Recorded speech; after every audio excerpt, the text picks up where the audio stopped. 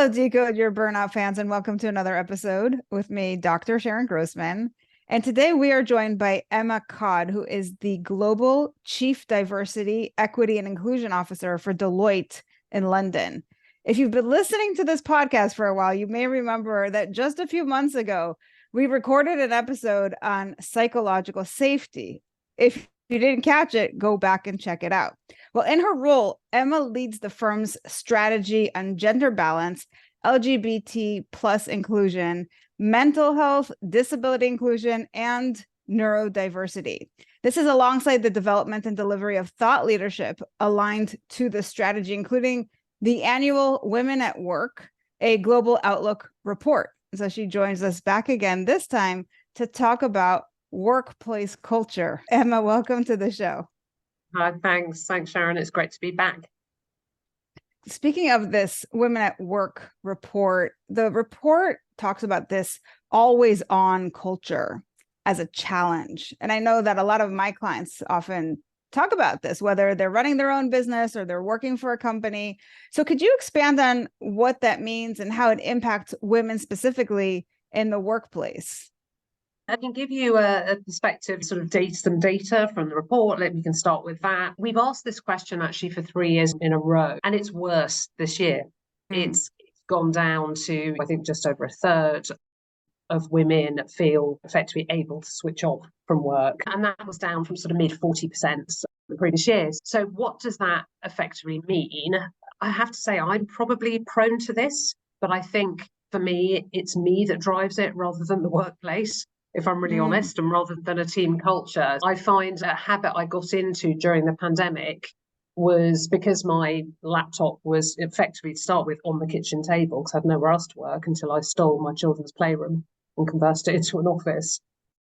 But I would always walk past and I think, oh, I better just check that nothing's come in. And then, of course, I'm the sort of person that is incapable of not responding in the moment. I'm literally the sort of person that it will go round and round my head. So I just think I might as well just with it now, which frankly is not the best approach. And I also believe firmly that if you do that, you get into a habit, then you set expectations of others as well. If I sort of look at many people and women around me, it is this possibly a habit we got into during the pandemic that didn't go, or it's something that's driven even more possibly by economic environment and circumstances. And there's possibly that thought, oh, if there's going to be job losses, or I want to be seen as really responsive and I don't want to be seen as the person that's not responding immediately. And the reality is it's not a healthy culture, frankly, to feel like you should have to respond, and also for an expectation of any leader that you should respond. I mean, I find with me, I have a global role. I could, and I did, when I first got this role, my hours I worked were ridiculous because I just didn't get it right. I sat there and I thought, oh, I need to be talking to Asia Pacific, and then in the evening I'd be talking to the US. And that's not sustainable. Not sustainable for a long period. I would say possibly sustainable for a short period. We all have those moments in work where we all have to put in the extra but that's sustainable for a short time. I think what this report is telling us is that we've now got into a situation where this is really a norm. This isn't something that's unusual. This is sadly a norm. And I think, look, it takes two things. And I am absolutely never somebody that blames the person. But I do think, as with many things, sometimes it takes a bit of knowing who we are and changing our habits. And at the same time, on the other side, it requires really inclusive leadership and an inclusive culture. It's not enough to have something on your footer that says you don't need email footer, that says you don't need to respond. I do have that on mine, and I don't expect a response. But I think there are some people possibly that have it on their email footer and do expect a response. And so I think it's changing that mindset on both sides. You've touched on a number of really important issues. And yes, this always on culture is something that we see a lot more of these days. I think it's become pretty much the norm, as you said. And I think, to your point, yes, sometimes it's the culture of the workplace because there's expectations that you're going to just like get stuff done no matter how long it's going to take. But, and this is really the more important piece of it, I think, as it pertains to us here today, is that a lot of times that expectation is coming from within. So maybe we can call that our inner culture and the expectations that we're setting for other people. Now, one of the things that I actually work on with my clients is to set expectations that they're not going to respond. So you talked about like maybe there's going to be this perception and people are going to think like, oh my God, this person's not responding. And what does that mean about them? And all that. It really does come down to expectations. And so my clients will actually put in their email signature, I only check email at, let's say, 10:30 a.m. and 3:30 p.m. or whatever the thing is, right? You kind of have to make it up yourself. Based on your workflow and what you want to get done. Because ultimately, what we do know from neuroscience is that in the morning, you have the biggest burst of attention and energy. If you're going to spend that on email, then by the time you're done with that and you're trying to then get into your workflow, it's going to be a lot harder to focus, right? So there's that. And obviously, like also the constant interruption that just gets in the way of being able to focus. So I think a lot of it is about, first of all, the expectation that we have of ourselves to always be on, and then the expectations that we set through our behaviors so that other people know what to expect from us. And I think that if we're clear at the get-go, like with those email signatures, for instance, then we are training people to know what to expect rather than expecting us to always be available. I love what you're saying and the whole point about setting expectations and being really clear. And I will tell you that I definitely don't do that. And I'm my own worst enemy. I really try to. I try and be a role model for my team and others, but I am definitely the sort of person, I've often wondered whether it's a bit of FOMO. There's a bit of sort of fear of missing out on opportunity. And I think for women sometimes, sometimes it takes us longer to get there. We have to fight for opportunities. Certainly from my perspective, with my sort of career path, I've really had to grab stuff when it's come in. And I think that ingrains itself in our brains. I'm now considerably older than when I had to do that. But the problem is, I think sometimes that doesn't go. And so I do think setting expectations with others. And look, we talk a lot, and I've always talked about the success of flexible working and what makes it successful. And it's sort of very similar. It's basically making sure you're being really clear and that both sides really understand. And then it's also judging on output and knowing that you don't have to always be on to produce basically to produce great work. But again, I think sometimes our own experiences in our careers as someone in a minority, it is this thing of, oh, what if I miss out? If I don't respond now? Right. And so, I do think that's part of it, is our experiences shape how we approach these things. And then I think, to your point, you then need to be really conscious of it, actually take really firm, clear actions. That's the bit I need to do. Okay. So based in our podcast show here, we have these 3 burnout profiles that we talk about. We've got the thinker, the feeler, and the doer. I'm curious if you can find yourself in one of them. And my sense is that you're probably the doer, the person who's like, as you say, always on, always kind of trying to accomplish something, right? Really focus on quantity as opposed to one of the other two, because what you're saying about the FOMO to me sounds very much like something a doer would experience. And maybe there's crossover here, but I'm thinking like the thinkers are probably going to be the people who are always on because they're worried about what other people are going to think. So that's the perception piece of it. I feel like the feelers would probably be always on because they have guilt about not taking care of other people. If I don't do this and this other person's going to be slowed down and I'm going to be the cog in the wheel or whatever. Like, I kind of wonder about that. Like, if you can speak on that. I think I am a feeler and a doer.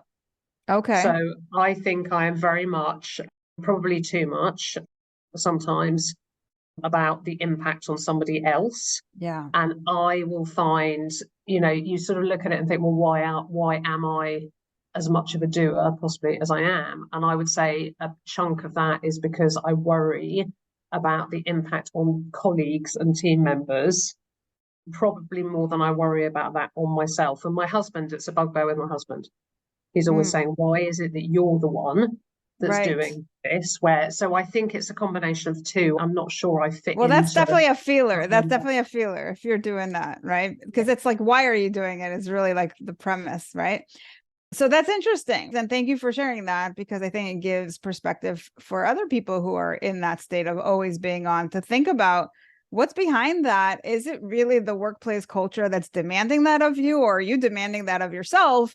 And if it's the latter, then what's really behind it? Is it FOMO? Is it guilt? Is it the worry about other people's perception of you? And when you kind of can figure that out, then you can maybe go from there and figure out how to get to the other side of it. So that's Yeah. really interesting. And for me, Sharon, look, I can tell you 100%, and I'm not just saying this, it is not the workplace culture here.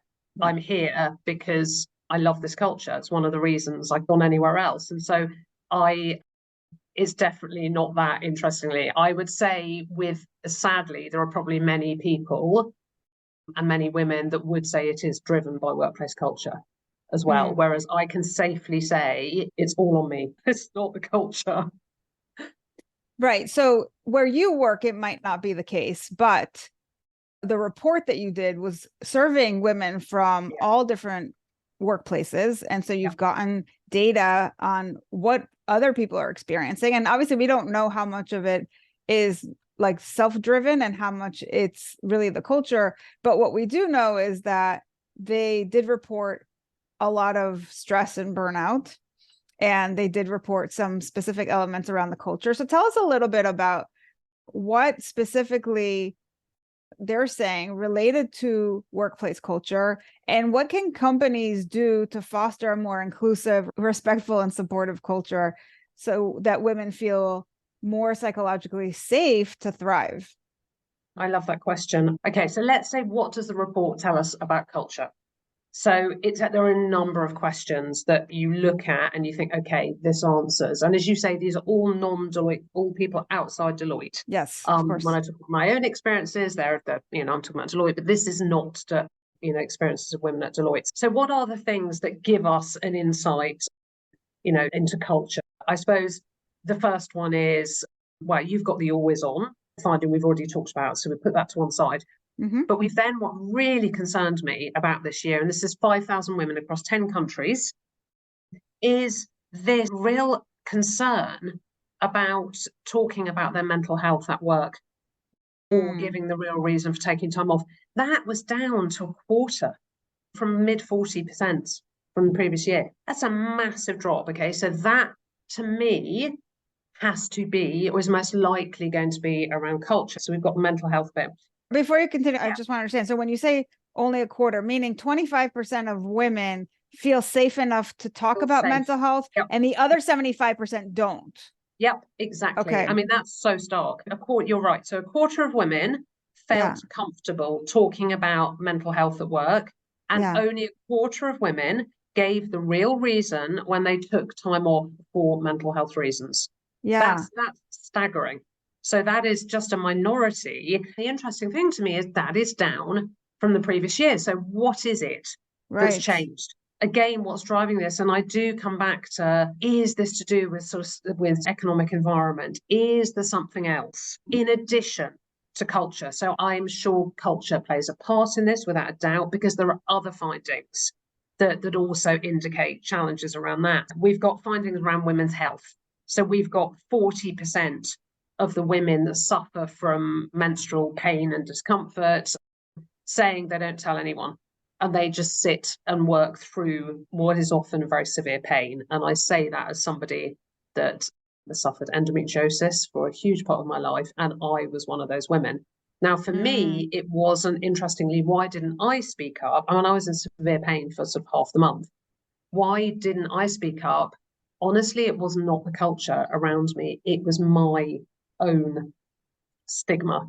It was my self-stigma. It was my embarrassment. It was the embarrassment of using the word period to what was a vastly male leadership, and having to talk to them about what endometriosis was. And I think there's a mix there. And if you didn't give the real reason why, and it does range from a sort of lack of personal comfort, but also cultural, that fear about how they'll be judged, which again comes into the sort of psychological safety side.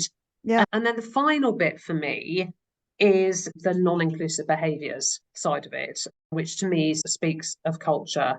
It probably speaks the loudest, frankly. So it's not only that 44% of women have experienced some form of harassment or microaggression, most typically microaggressions in a workplace context in the previous 12 months, but it's those that report, it's still less than half that experience it are reporting it.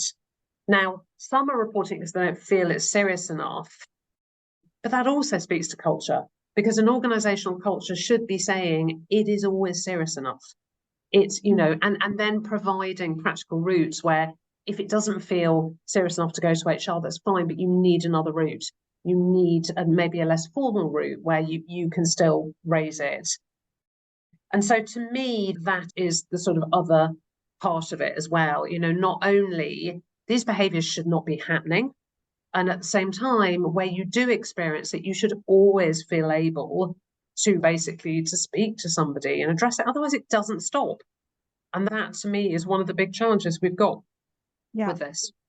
Okay, so you've mentioned 3 things that really impact probably all people, but especially women. That's what we're looking at here specifically. One is that always on culture. The other is menstrual pain and the embarrassment that comes with it, especially, as you say, in a vastly male leadership, and the non-inclusive behaviors and microaggressions that happen as part of the culture.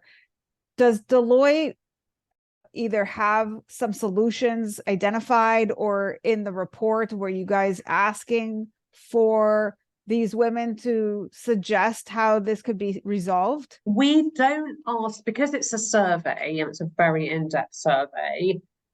So what we do is we analyze the data, and we found this really, I don't know if we talked about this last time, but we found this group of women, it's very small groups, 5% of the survey respondents, that actually report the opposite to the concerning data I've just gone through. They report very positive experiences. They report feeling very supported around women's health issues. They report very low experience of non-inclusive behaviours, and they feel able to speak up.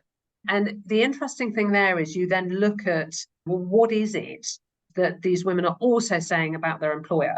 Now, we don't know the employer's names, I hasten to add, okay? So we just know what these women are telling us about the things that they experience in the workplace. And we've found 3 core enablers. And the first one, which you will love, is culture. So truly inclusive, respectful culture, and an everyday culture fully embedded. The second one, which actually to me links to culture, but it's like proactively enabling work-life balance. And that again often comes down to culture, but it also comes down to inclusive leadership. And then the final one is their organisations provide development and progression opportunities that are meaningful, which effectively speaks, yes, to culture, speaks to many other things though as well. It speaks to somebody actually caring, it speaks to sponsorship, it speaks to all the things that we know to be a good thing, but don't happen enough, frankly, in organisations. So in terms of the recommendations, we have 6 recommendations, and one of them is to learn from these, what we call gender equality leaders, and to really look at these enablers and think about, do you have that within your own organisation? And then we really push on adequate mental health support. This is a real problem. If women are showing such high levels of stress, anxiety, and they don't feel that they can be open about it at work. And also that means the employer has no idea what's going on there. They may be sitting there thinking, we don't have an issue with mental health. And the reality is that they may well do. And then for me, there's on the women's health side, it's just talking about it. And it's really, that's a big thing for us on our approach on mental health. 3 years ago, we didn't really use the words mental health. We talk about well-being, we talk about it through sort of using other, maybe resilience, other words, but actually we wanted to use those words. And there was a certain stigma attached to them, not in our organisation, but in countries where we just wanted to try and change that. And we want to say you've got your physical, you've got your mental, and they're both on a spectrum. And there are things that you need to know about and need to do. And most of all, we need to talk about it. So that's been a big push for us. We've done the same on menopause and on women's health, and we're starting to talk about wider aspects of women's health. And when I talk about women, obviously I'm doing some, non-binary individuals, transgender people as well. And for us, it's so important that we are talking about it, and then that we have policies on it. So you have to have the policies, you have to have things and resources, but you also need people to be able to find those resources, and then you need people to feel comfortable talking about it, whether it's to HR or to their leader, and you need to equip the leader with knowledge, enough knowledge that they can have a conversation and signpost someone to resource. That's been a big focus for us on some of these issues that tend to have more stigma attached. And I think that's a commonality amongst some of these, is the level of stigma that is attached, that by talking about it and normalizing the conversation, you can help to remove that stigma. I love that you guys have these 6 recommendations. And so far, if I'm tracking, you said the first one is that they have to learn from these gender equality leaders about the 3 things that work, right? The inclusive culture, the work-life balance, and the development opportunities that are offered. The second recommendation is adequate mental health support and being able to just talk about it freely so that people feel safe about it. And the third recommendation out of the 6 is to talk about women's health specifically, have policies, resources, and knowledgeable leaders that can speak on this topic, or that when you come and talk to them, they know what you're talking about and that it's a real thing. Exactly. And then the final 3 are flexible working, but I don't just mean have a few policies. Again, it drives to culture. I mean, enable it. We know it is a good thing. Now, it requires trust, it requires amazing inclusive leadership and all of those things, but we know that flexible working is good. We know it works for business, we know it works for individuals, but still so many people feel judged if they take it, they feel it's career limiting. And again, I'm talking about people outside my organization rather than within. And then the other 2 recommendations are around, understanding the impact of intersectionality, because honestly, one of the things, the critical findings of our report was the impact when you look at it through an intersectional lens. So we were able to basically analyze data through the lens of LGBT plus women, and also women who are in a racial and ethnic minority in their home country. And the terrible, worrying findings that we've talked about, let me tell you, they are worse for those women.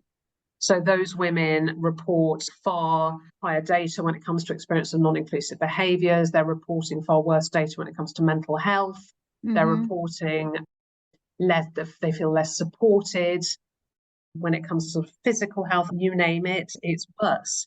And so that's our 5th recommendation. Now, in order to do that, your people have to trust you. And again, this comes back to culture. Your people have to trust you to voluntarily report their data. Who am I? How do I identify? My data is very important to me, and I need to really trust. If I'm going to tell somebody who I am and how I identify, I want to know that that data is going to be used properly. Now, in order to do that, you need trust. You need a culture of psychological safety. And then the final point for us is around non-inclusive behaviours. Honestly, I just feel like I get really boring on this. I've been talking about this for years. It's just not acceptable. We cannot have these levels. It's got to stop. It has to stop. We cannot be subjected to this, actually, in wider society as well as within the workplace. But when it does happen, we need to feel safe reporting it. Now, where in a workplace perspective, that's feeling safe to report it without penalty. And actually, from outside, for me, sitting in the UK, it's safe to report it to the authorities. And it comes back to psychological safety. So many of these things. Yeah. So just to recap, the last 3 recommendations were flexible working. 5th one was around the impact of your sexuality. Of intersectionality. So understand, so from an intersectional perspective. So the way that each of us identifies, I identify multiple ways. What our data is showing is that this has an impact. We're not just talking about one whammy from being a woman, we're talking about 2 or 3 on top of that. And the data clearly shows that's a challenge, a big problem. Yeah, because they've got like the physical challenges that men don't experience, right, with their periods. They've got the gender thing. And now if they've got like any sort of sexual deviation from the norm kind of things, then that kind of can lead to more oppression, more lack of inclusion in other ways, microaggressions, etc. So there's that. It's all the biases that exist, the hideous biases that are out there that come into play based on what we visually see. So why do a number of people still choose not to be out about their sexual orientation in the workplace? Right. Well, they choose not to be out because, on the whole, they are concerned about how they would be regarded by colleagues or by leaders. Right. And imagine if you can't be who you are at work. What's that going to do? You're going to be so much less productive, less engaged, less happy. And just like really chronically stressed, which leads to burnout. Yeah, we need that sort of utopia of be free to be who we are. But unfortunately, for so many people, that's not the case, and because of entrenched bias and issues. So what you're saying is, as part of these 6 recommendations, there's different kinds of non-inclusive behaviors. Part of it has to do with women's health, part of it has to do with their intersectionality, and part of it has to do just more globally, like all other non-inclusive behaviors. Is that number 6? Yeah, so number 6 is basically just address them, call them out, be an ally. As an organization, everybody should have, and hopefully has, anti-harassment policies, anti-discrimination policies, anti-retaliation policies. Well, you know what? People should feel safe to use those policies. They should feel safe to speak up. They should see action being taken where it's warranted. All of those things we need to know. And we need to know that, again, that we feel safe to do that. I do feel safe in my own organisation, absolutely. But this data is telling us that there are many women that don't feel safe to speak up. And what do they think is going to happen? Well, they think they won't be taken seriously. They think the issue won't be taken seriously, or they think there'll be career penalty. And in some cases, they think it'll just make the behaviour worse. So this can't just be done by a head of HR or people leader. This has to be embedded within the DNA of an organisation. It needs to be a foundation of who an organisation is, basically. Yeah. So if somebody is listening to this and they're like, yeah, that's me, like I'm the person sitting in this company, I'm feeling like they don't get me, or it's not safe for me, or I'm not getting my needs met, and I have to hide who I am, or the kind of struggles that I'm experiencing, whether it's mental health or physical health, or it's about, just who I am as a person, because I'm a little bit different from maybe the norm. And maybe it is largely male leadership, or you just, for whatever reason, don't feel safe. What can those individuals do? Are there resources that you can point them to? And I know we talk largely about what companies should do to help with this culture, but what can people do to help themselves? That's a really good question. Look, I always think allyship, finding an ally. I'm very proud to be an ally for many people who are in underrepresented groups. And so I think there's a big thing, find somebody that can help elevate your voice, elevate your views, can basically give you some of that psychological safety that you need. I also think an employee resource group, in some countries they're known as networks, employee networks.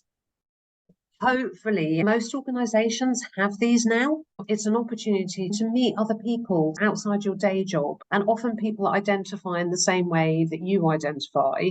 So that's often within the company, but I would also say externally, there are some amazing networks out there. So whatever sector you're in, just have a look and see if there is an external network that where you can just spend some time, get to know other people. And then my final point would be, honestly, if you're really in a situation where you don't feel psychologically safe and where you really don't hold out any hope that that's going to change, then I would say maybe think about over time looking at whether there's an employer that would help you engage, make you feel safe. There are lots of companies that work so hard on their culture and work so hard to do this. So that would be the other option. Yeah, and thank you so much for that, because I'm always happy to hear about how companies can improve, but I also think it's important to bring it back to the individuals and empower them to find solutions for themselves until companies kind of catch up. So Emma, This has been really tremendous. I'm so glad that you are doing the work that you're doing, that you're able to come back and give us actual data about what's happening, about the solutions that are working, and some recommendations of what both companies and individuals can do to get to the other side of this. Thank you for having me. Yeah, you're welcome. And so for people who maybe want to look at that report themselves, where can they find it? So if you go on to Deloitte.com, so www.deloitte.com, it's there. That's on our company website. Alternatively, if you want to follow me on LinkedIn, ecodd, an unusual name, so there's not too many of us. So again, if you want to follow me, and then you can get the link through that as well. Wonderful. So we'll have both of those in the show notes. And once again, Emma, thank you so much for coming and sharing your wonderful research with all of us. It's a pleasure. Thank you. Now, for all of you thinkers out there, what did you think of the show? If you are a feeler, how did hearing this make you feel? And for all of you doers, what are you going to do based on what you've heard? Now, regardless of what your personality code is, my goal is to spread the word that burnout is a unique experience. And by decoding it, you can find solutions that are equally unique to you. Help me spread this message by subscribing to the show on Apple or Spotify and leaving us a review telling us what you think, feel, or do differently because of the show. If you're watching us on YouTube, you can also leave a comment or questions to answer in future episodes. And please recommend the show to anyone struggling with burnout. If you are ready to take the next step with me to DYB, go to decodeyourburnout.com, and I'll see you right back here next week. Bye, everybody.